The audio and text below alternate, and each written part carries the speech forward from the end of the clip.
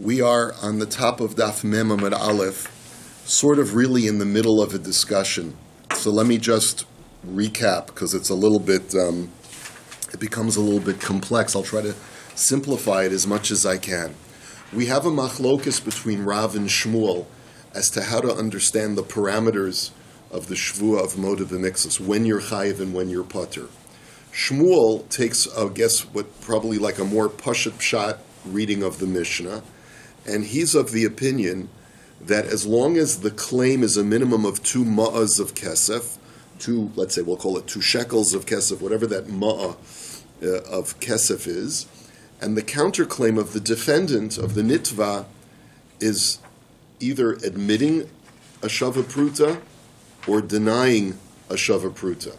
But either one is acceptable as long as there's a denial of a minimum of a shava pruta or an admission of a minimum of a shava pruta. You automatically fall under the rubric of moda b'mikzas, and you're chayiv shvuah. Rav disagrees. Rav looks at the Mishnah totally different. When the first line of the Mishnah says, kfiras taina shtei kesef, or the language of the Mishnah is hataina shtei kesef ahauda b'shava pruta, he says that's referring to hataina shtei kesef is the counterclaim of the defendant, that the denial has to be a minimum of 2 ma'as of kesef. If a person who's the defendant denies less than 2 ma'as of kesef in his counterclaim, so then he's not liable to take a shvuah. You only take a shvuah when you're denying a minimum of 2 ma'as of kesef. Now, if that's the case, then the Gemara now has to go through each line of the Mishnah to try and understand both Shmuel Shita and Rav Shita. And what comes out is that those places where the Mishnah says that you're pater from a Shvuah of Moda B'Mikzas, Rav will tell you that the reason why those lines in the Mishnah say you're pater from a Shvuah of Moda B'Mikzas is because you didn't deny enough. There was not 2 ma'as of kesef worth of denial to make you liable for a Shvuah. But Shmuel learns that no. God bless you. Amen. Thank you so much. This is better than Tim Hortons. I don't even have to leave a tip, do I?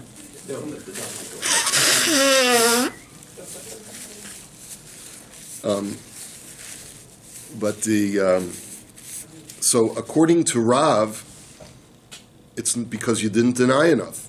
According to Shmuel, the chisaron, or the reason why you don't take a shvuah, is not because you didn't deny enough, but rather mashe ta'ano lo hodalo. That's the term that the Gemara used. What the claim was not being denied by the defendant. The claim was on X, and the denial was on Y. Now, what's an example of that? An example of that is where the claim was on you owe me silver, and the guy says I owe you copper. And so Shmuel takes that and says that's davka. That's to be taken literally. And Rav says that's not to be taken literally. It's shaveh. It's you owe me this much worth of silver, and I tell you, no, I only owe you this much worth of copper. So the claims are the same, and therefore the reason why the Mishnah says your pater is not because mashetanu lahodalo, but rather because you didn't deny enough. There wasn't a denial of 2 ma'as of kesef. So if we go to the beginning of, if we go to the 5th line of the Gemara and Daf Mem, well, actually, no, we have to go a little bit further back.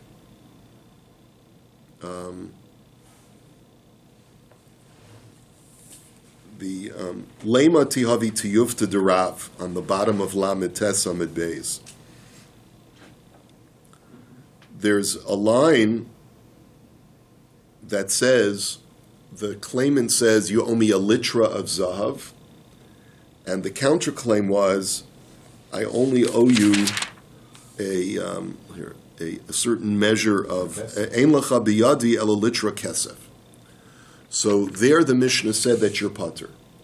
And Shmuel said, the reason why is because mashetan olahodalo, because you see that we're dealing with literal amounts. We're dealing with, it's davka. The guy's claim was gold, and the counterclaim was silver. That's the reason why you're patur. It's got nothing to do with amounts of denial. Lema tihavi tiyuf to derav. Let us suggest that the very fact that this is to be taken literally as gold versus silver, isn't that an indication that all of the other lines of the Mishnah are literally one material versus another material? And the whole reason for the pitur in the Mishnah is because of mashetan olahodalo. So, Amar l'charav, no. Kula masnisin shava v'litra zahav shiny. So the Rav's answer is no. This is the one line in the Mishnah where it's davka, that material of gold versus silver, and that's the reason why the guy is off the hook. But only in this line. Why? Because he used the word litra, which is a weight amount. When you specify a weight amount, so then you're implying that I want specifically this amount of this material. But when you mention a value amount, the value can be in any denomination and in any material, and therefore, if the Mishnah is going to say patur, it's because the denial was insufficient, not because the denial was a denial of something that the guy did not claim. But the value of zahav versus kesef is astronomical. Yeah, of course, the difference is great. When he doesn't respond in appropriate fashion, I mean, maybe he's agreeing because he must know the difference. No, it's not that he's not responding. He's saying, I only owe you a litra of kesef. So it's not a mode of b'miktsas because the claim was on gold and the response was on silver. Mashetano lo hodolo. It's apples and oranges. There's no shvu of mode of b'miktsas when the counterclaim is in no way related to the original claim. That's the point. And even on this line, Rav agrees to that. But in the rest of the Mishnah, Rav says that's not the operating determinant as to whether you take the shvu or not. Teida, the katani seifa dinar zahav li biyadcha, ein lecha biyadi ela dinar kesef utrisus upunjon upruta chayev shahakol min matbeya echasei. And I'll prove this to you, says Rav, that there's a difference between designating a weight of a particular metal versus saying that you owe me a certain amount of metal, because the very next line of the Mishnah is you owe me a dinar, which is a coin of gold, and the guy's response is, no, I owe you a silver coin or a copper coin, like a pruta coin. So in those cases, you're chayev. Why? Because shahakol min matbeya echas, because since they're all coins, they're all of the same kind. So iomart bishlam shava mishum hachi chayev, ela iomart davka amai chayev. So this proves my point, says Rav. He says you can't say that we're dealing with specific claims of a particular material, a particular metal, because otherwise you'd be patur, because mashetanu lahodalo. So you clearly see that it's only in the case of litra, when he specified a weight, does he mean to specify that material to the exclusion of other materials. Every other place in the Mishnah, he means to say the equivalent value of a silver coin or a gold coin. And therefore, it is a mode of b'miktsas. The only chisaron, the only reason you'd be patur is because you haven't denied enough. Amar Rabbi Elazar, b'shetano b'dinar matbeyos, v'kamash malan depruta bichlal matbeya, isa. So Rabbi Elazar says not necessarily. It could be that the Mishnah is like Shmuel had said it in previous lines, but here we're talking about the value of, because you added the word matbeya, you added the word coin. And since everything is included in coinage, if I claim that you owe me a gold coin and you say you owe me a pruta coin, they're all part of general currency. And that's the reason why it's meant to be taken as the equivalent value of.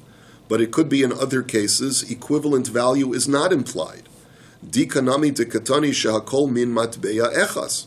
And I can even prove that further, because the Mishnah had said that everything is considered to be part of currency. So you see that it's only because you mentioned matbeya specifically. V'rav shahakol din matbeya echas. But Rav's response to that is no. All cases have the same din of currency, that you're looking for an equivalent value using the cash currency that's currently available. And Rav is saying that this is the exemplar for all the other cases of the Mishnah, except for the case of Litra. The Rabbi Lazar, Lema B'Deseifa Kishmol Mitaretz Reisha Nami Kishmol Svirale. Sorry, the way you punctuate is Rabbi Lazar, Lema B'Deseifa Kishmol Mitaretz Kama Reisha Nami Kishmol Svirale. The fact that Rabbi Lazar was defending Shmuel's reading of the Mishnah, does that imply that he holds like Shmuel in all of the other previous cases? Lo, Seifa Davka Tikatoni Shakol Min Matbeya Echas, V'Reisha Kirav O Kishmol. And the Gemara's response is, no, you can't infer anything about what Rabbi Lazar's Shita is in the previous cases, because all he's telling you is that in this particular line, you see that the word matbeya is used quite deliberately to imply that we're talking about values. But as far as whether he'll hold like Rav and Shmuel in all of the other previous cases, where the claim was on the specific material, or whether it was on the equivalency of that material, is really unclear, and therefore Rabbi Lazar could hold either like Rav or like Shmuel.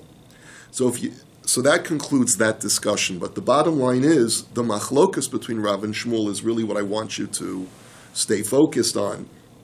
And that is that, according to Shmuel, the denial of even a shava pruta is sufficient to make you a moda b'miktzas. And according to Rav, you're not liable until you deny 2 ma'az of kesef worth of denial. So Tashma, dinar zahav li biyadcha, ein lecha biyadi ela dinar kesef chayav. So if the claimant says, the Toveya says, you have a dinar zahav that is zahuv, that is minted, that you owe me, and the guy says, no, I only owe you a dinar of kesef, so there you're chayav. So taima damar li zahav zahuv, hastama shavik amar le. So the reason is because the guy said specifically a minted gold coin. But if he had not said a minted gold coin, wouldn't that imply that equivalencies are the prevailing definition of what the claim is? So Amar Ravashi Hachi Kamer, Kol Homer Dinar Zav, Kamer Dinar Zav Zav Dami. No, not necessarily, says Ravashi. Whenever a person says the term dinar, a coin, he means a minted coin. That's what it means. And so you can't infer that when the word coin is not used, whether he means the equivalent of the claim or he means dafka, that material. And therefore this brisa can neither prove Rav's point or Shmuel's point. Tani Rabbi Chia l'siyuye l'Rav. Rabbi Chia now has a brisa that he feels supports Rav. Sela li biyadcha, ein lecha biyadi ela sela chaser beis kesef chayev. Chaser ma'a pater. It seems to be pretty supportive because it says that if the claimant says you owe me 1 full sela of value, and the guy says I owe you a sela minus 2 ma'az of kesef, so then because his denial was 2 ma'az, he's chayav a shvu of moda b'miktzas. But if his denial was less than that, if his denial was only 1 ma'ah of kesef, so then he's pater a shvu of moda b'miktzas. It seems quite clear that this goes like Rav. Fine. Amar Rav Nachman bar Yitzchak Amar Shmuel, Lo shanu ela b'tainas malve v'hodoas loive. Aval tainas malve v'hadoas eid echad afilu lotano ela bipruta chayav. He says this whole din of our Mishnah, that everyone agrees, both Rav and Shmuel agree that the minimal initial claim must be at least 2 ma'az of kesef, right? And the machlokus is, what is the denial? Is the denial a minimum of 2 ma'az of kesef, or can the denial be a minimum of a shavar pruta? But everyone agrees that the claim itself has to be a minimum of 2 ma'az of kesef. That's only true if you'd like to obligate him a shvua because he's a moda b'miktzas. But what about a case where a guy's a koifer bakol? He completely denies the claim. And yet we have a different reason to make him take a shvua, which is because the claimant brings 1 witness with him. Now normally, the only way you can make a person pay is if you have 2 witnesses. But if you have 1 witness, what's the halacha? Sure. You make the defendant take a shavua. In that case, even if the claim is only for a shava pruta, and you bring 1 witness, you can obligate the defendant to take a shvua. My taima, what's the reason? Dichsiv lo yakum eid echad beish l'chol avon u'l'chol chatas. Because the Torah says, in describing the potency of 2 witnesses, it says that one witness may not arise against a person to incriminate him. So one witness cannot incriminate, but one witness can obligate a shvuah.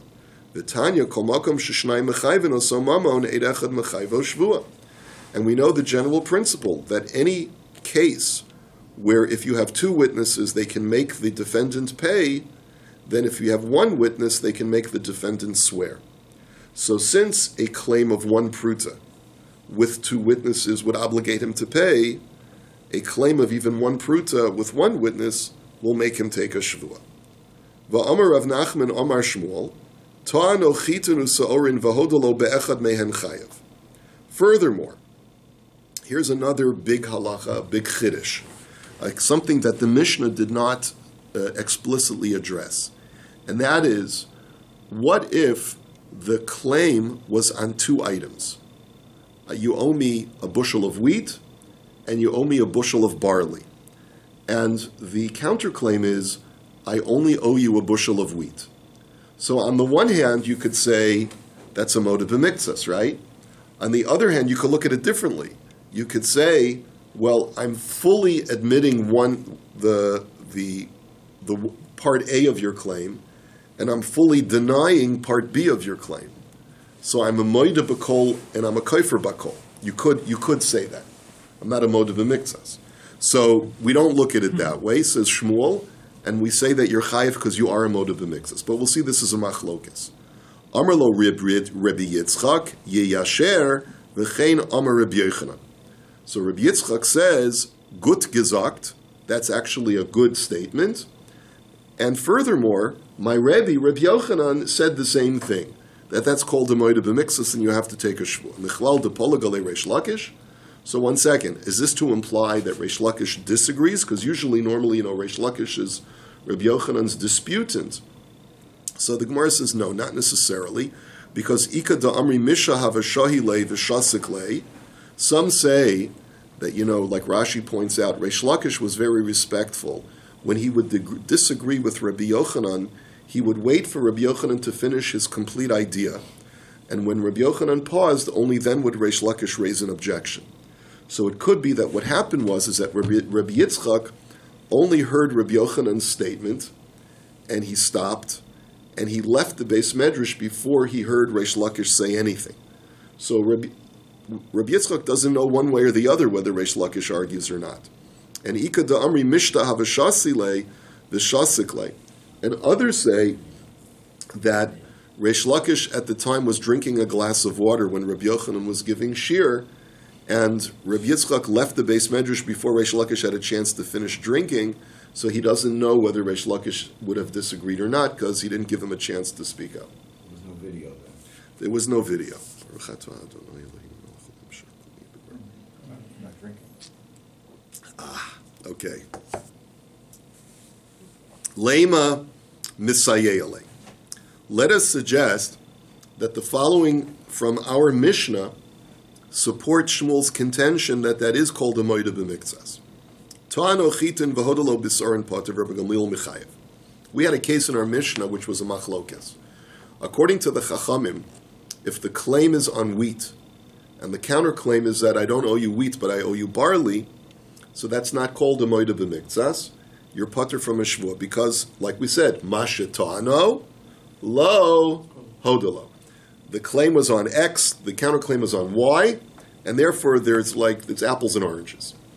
But Rabbi Gamliel says that is a moed b'miktzas if the value of barley is less than the value of the wheat. You are a moed b'miktzas. Now, taima detano chitin v'hodolo b'sorin hachitin u'sorin v'hodolo be'echad me'en chayav. So let's infer. The Chachamim hold that the reason why it's not a moed b'miktzas is because the claim was totally different from the counterclaim. There was nothing in the counterclaim that had anything to do with the claim. The claim was wheat, the counterclaim is barley. But if the claim was both wheat and barley, and the counterclaim was only wheat, it sounds like that would be a moed b'miktzas according to the Chachamim. So doesn't that prove Shmuel's point? So the Gemara says, lo, hu hadin da'afilu chitun usar nami potter v'hayte komiflagi b'chitin lo diach hakocho de Rabbi Gamliel. Not necessarily. It could be that the Tanakama holds that even in a case where the Toveya says wheat and barley, and the Nitva says only wheat, that's also not a moda b'miktsas. Why then did it only choose a case of wheat versus barley? To tell you how far Rabbi Gamliel holds that is a moda b'miktsas. In other words, the emphasis in the case is to show you how far Rabbi Gamliel is liberal with the idea of what a moda b'miktsas is. So maybe that's the reason why this case was chosen. You can't make an inference to the opinion of the Chachamim. Tashma. To'ano kelim v'karkos, hoda b'kelim v'kofar b'karkos v'kofar b'kelim potter. So this is another case in our Mishnah. The claimant says, you owe me two things, kelim and real estate, chattel and real estate. So the Mishnah had said that if the guy makes a full admission in the kelim and fully denies the real estate, or vice versa, he's potter from a shvu of moda b'miktsas. Hoda b'miktsas karkos potter, b'miktsas kelim chayev. But if he makes a partial admission on the real estate and a full denial of the kelim, he's also potter. But if he makes a partial admission on the kelim and a full denial of the karka, so then he's chayev a shvu of moda b'miktsas. Now, why is that? Because we know that ein nishboin ala karkos. We don't take a shvua when the claim is in regard to real estate. So therefore, the only case out of those four examples where you do have to take a shvua is where you're making a partial admission on the kelim.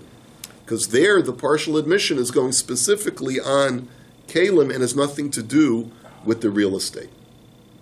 But all of those other cases, where you either admit the kelim and deny the karka, or admit the karka and deny the kelim, you're potter, because karka is involved with the partial admission. But so the Gemara wants to make an inference. It says, Taima de kelim v'karkos, de karka lav b'shvuahi, ha-kelim v'kelim dumi de kelim v'karkos chayev. It would seem like a very appropriate inference to make as follows. The whole reason you're potter in all of those cases is because the counterclaim involves a claim either denying or admitting real estate. But let's say instead of the two parts of the claim being real estate and chattel, both parts of the claim were on chattel, kelim A and kelim B. And the guy admits kelim A and he denies kelim B. It sounds like from the Mishnah that you'd be chayiv to take a shvua. So doesn't that prove Shmuel's point that that's called a moda b'miktsas? So the Gemara says no. Hu hadin de'afilu kelim v'kelim nami potter v'hada ketani kelim v'karkos kamashmal and dechihoda b'miktsas kelim chayiv afal karkos. Not necessarily. It could be that our Mishnah holds when the claim is chattel A and chattel B and you only admit fully chattel A and you deny fully chattel B, that's also not called a moda b'miktsas. Why did it choose this example of where part A is chattel and part B is real estate? To tell you a bigger chiddush. The chiddush is that if I make a partial admission on the kelim, on the chattel, and I'm chayiv a shvu of moda b'miktsas on the chattel, you can also make me swear that I don't owe any real estate.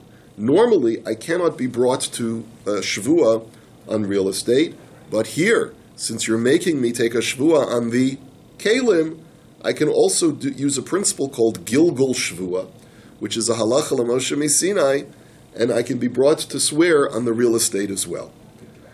It's a piggyback, right? So my kamashmal and soikekin.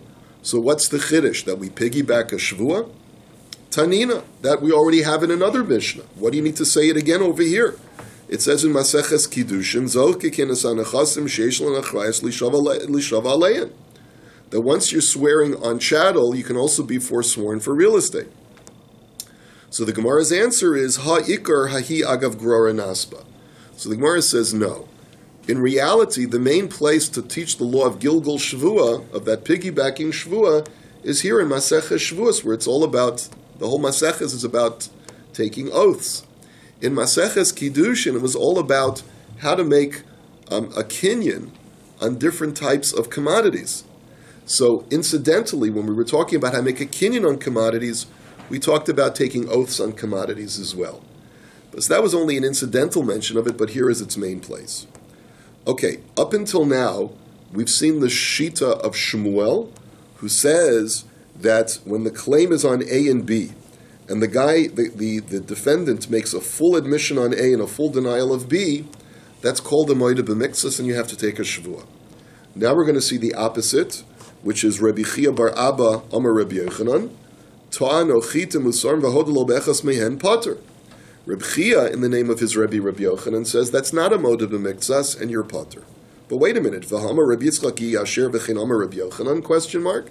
But one second, didn't Rabbi Yitzchak quote the same Rabbi Yochanan and said that you are chayev? So the Gemara answers, Amoroi ninu aliba de Rabbi Yochanan.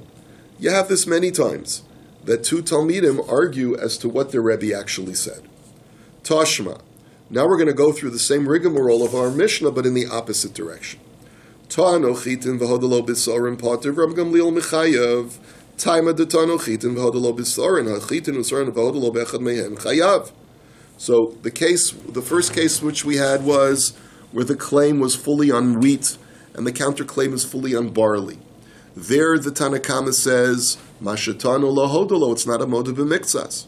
And Rabbi Gamliel says that is a moed b'miktzas. So the Gemara says, why don't you make an inference and infer that when the claim was both on wheat and on barley, and the counterclaim was only on wheat, that is a moed b'miktzas, according to the Tanakama. And doesn't that prove that you're wrong, Reb Chia? So the Gemara answers, no. Hu adin da afilu chitun saranami potter v'aydikatani hachi lo diach hakocho the Rabbi Gamliel. Same answer. No. I hold that according to the Mishnah, even if the claim was both wheat, it was two-part claim on wheat and barley, and the counterclaim was only on denial of wheat, but I admit that I owe the barley, or vice versa, I owe the wheat, but I don't owe the barley, that's not a moed b'miktzas either. Why did it choose this example? To tell you how far Rabbi Gamliel holds that even this, where the claim had nothing to do with the counterclaim, is still called a moed b'miktzas.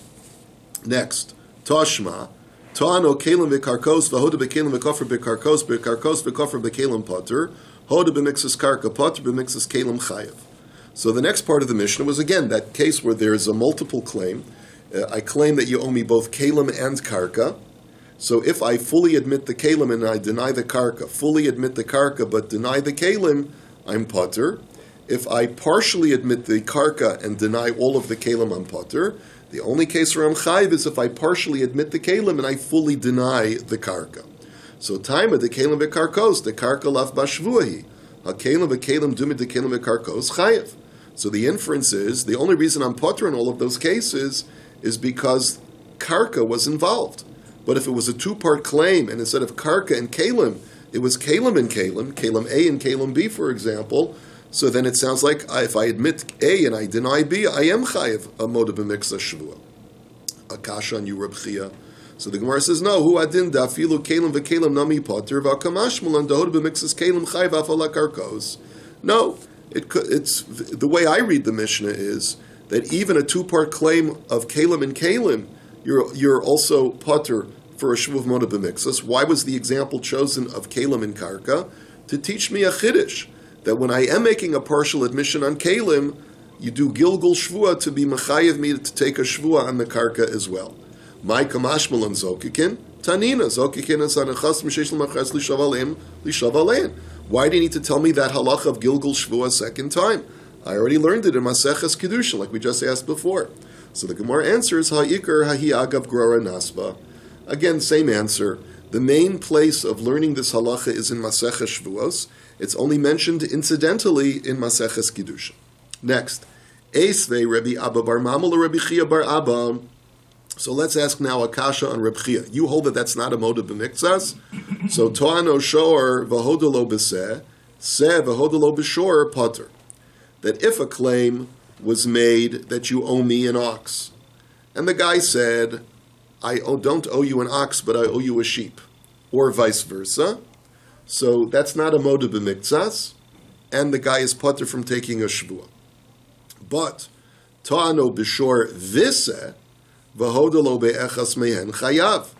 But if the claim was made for both an ox, you owe me an ox and a sheep, and the nitva says, I only owe you a sheep, or I only owe you an ox, so then that is called a moed b'miktzas in your chayav shvuah.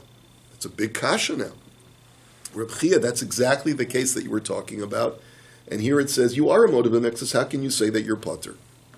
So Amar Lei, Hamani Rabbi Gamliel he said that brisa goes according to Rabbi Gamliel, who says that even when the claim has nothing to do with the counterclaim, you're still a moda b'mikzas. The Gemara says, but wait a minute, that doesn't make any sense. I Rabbi Gamliel afilu reisha nami.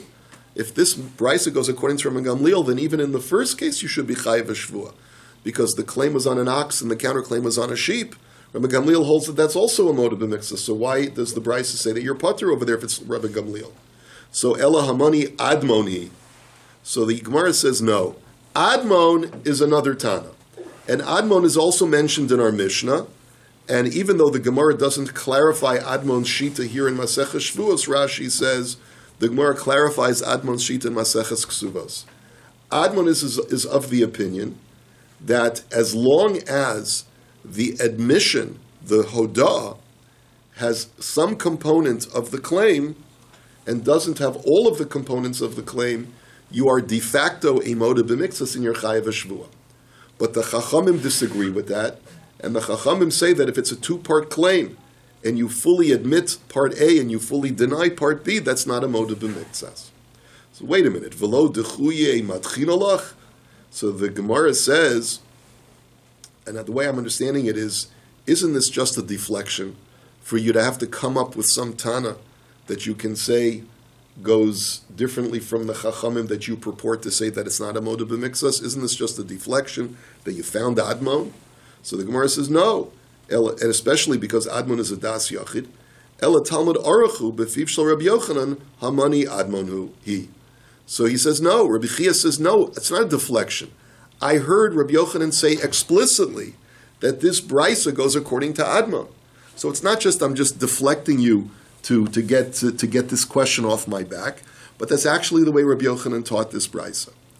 Amar Rav Anan Amar Shmuel, Ta'ano chitin v'kodam v'hodalo b'sa'orin, im kemarim chayv, im b'miskavin potter. So related to this issue is, this line in the Gemara goes according to Shmuel, who holds that when it's a two-part claim, and the guy admits fully A and denies fully B, you're chayv shvuah of moda b'mikzas. So according to that shvuah that is called the moda b'mikzas, let's say Ruvain is the toveya, Shimon is the nitva. Ruvain says, you, Shimon, owe me a bushel of wheat. And before Ruvain can finish his sentence, Shimon says, I owe you a bushel of barley. So if we would have allowed Ruvain to finish his sentence, it could be that he was making a two-part claim. You owe me a bushel of wheat and you owe me a bushel of barley. And Shimon is the chacham, and he says, in order for me to exempt myself from a shvuah, I'll interrupt him and I'll say, I owe you a bushel of barley so that I can avoid having to be a moda b'mikzas. So what's the halacha? So the Beis Din has to eyeball it and make their best assessment. If they feel that Shimon interrupted him and didn't allow him to finish his statement, so then they should impose a shvuah on Shimon for being a moda b'mikzas. But if they assess that Ruvain had really paused sufficiently and finished his statement, then Shimon is not a moda b'mikzas, and therefore he doesn't have to take a shvuah, he just has to pay the bushel of barley that he claims that he owes. So basically they have to assess the situation and try to figure out what was going on. Okay, next. Va'amar Rav Anan Omar Shmuel, Ta'ano shtayim machatim v'hodelo be'echas mehen chayev. Because lefichach yatsu kelim lama shehein. Another chiddush, even though we said in our Mishnah that the minimal amount of claim has to be on 2 ma'as of kesef in order for a person to be a moda b'mikzas, that's only when it's a financial claim on something that is not a kli, that is either currency or pure ingot or something like that. But let's say the claim is on kelim, is on complete intact utensils. So then even if the value of the utensils is less than 2 ma'as of kesef, as long as it's got a minimal value of v'shava pruta, you can still be a moda b'mikzas. So for example, let's say Ruvain turns to Shimon and he says, you owe me 2 needles. And Shimon says, I only owe you 1 needle.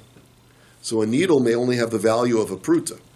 Nonetheless, Shimon is chayev a shvu of moda b'mikzas over there because that's why the Torah uses the word kalim in the pasuk of Moda B'Miksos to tell you that kalim are a special case. That's what the Gemara says. Amar of Papa, Tano kalim upruta v'hoda b'kalim v'kofar b'pruta potter. Hoda b'pruta v'kofar b'kalim chayav. So Rav Papa says the following. If Ruvain's claim is, you owe me kalim and a pruta, a coin, and the guy admits the kalim, but he denies the pruta, so then he doesn't have to take a shvu of Moda B'Miksos. But if he admits the pruta and denies the kalim, so then he is chayav a shvu of Moda B'Miksos. So why is that? So chada k'Rav v'chada k'Shmuel. The answer is because the author of this statement, Rav Papa, holds like Rav in one respect and holds like Shmuel in another respect. Chada k'Rav d'Amar kfiras taina shtei kesef. He holds like Rav that the minimal denial has to be 2 ma'az of kesef. So if I only deny the shava pruta, I'm not a Moda B'Miksos to have to take a shvua. But if I deny the kalim, which are worth 2 ma'az of kesef, so then I am going to be liable a shvua. And chada kishmul da'amar tano chita musar v'hoda lo be'echas mehen chayev. And in the other respect, he holds like Shmuel, who says that when there's a 2-part claim, like we have over here, where you owe me kalim and kesef, we look at an admission of one and a denial of the other as a Moda B'Miksos, and therefore, says Rav Papa, as long as your denial is 2 ma'az worth of commodities, so then you're going to be chayav a shvu of Moda B'Miksos. Let us go weiter. Manali biyadcha, ein lecha biyadi potter. Now, if the claim is that you owe me 100, and the counterclaim is I owe you 0, so there, that's called what we call a kofar bakol. It's a full denial. And is there any shvu over there? So the Mishnah says, no, there's no shvu. It's not a Moda B'Miksos. So the Gemara qualifies that severely. Amar of Nachman, umashbiyan oso shvuas heses. Even though there's no biblical oath that we impose upon him, there's a rabbinical oath called a shvuas heses. Shvuas heses, just the word heses, Rashi says, what does the word heses means? Lashon shuma. That we estimate that there's something suspicious going on here, and in order to remove the suspicion, we make the defendant take a shvuah nonetheless. My taima, what's the reason? Chazaka in adam toveya elim ken yeshlo alav. Because we assume a guy's not going to take a total stranger to court when there's no basis for the claim. The fact that he took him to court and made a claim means there's got to be something here, or at least there's a suspicion, and therefore let's have him make a shvuah. But when the guy makes a shvuah and makes the guy that sets, that he's he owes me money, it makes him look bad. Someone has to look bad. Someone's lying. Someone's going to end up looking bad. There's no question. Yeah, so there's a dispute here. Yeah, I understand. But I'm saying when the guy swears, then the first guy looks bad. I know, but that's the point, is that there's suspicion. There's been a creation of suspicion here. So the defendant is the one who has to take a shvuah because he's the accused. I understand that, but at the end then I don't understand.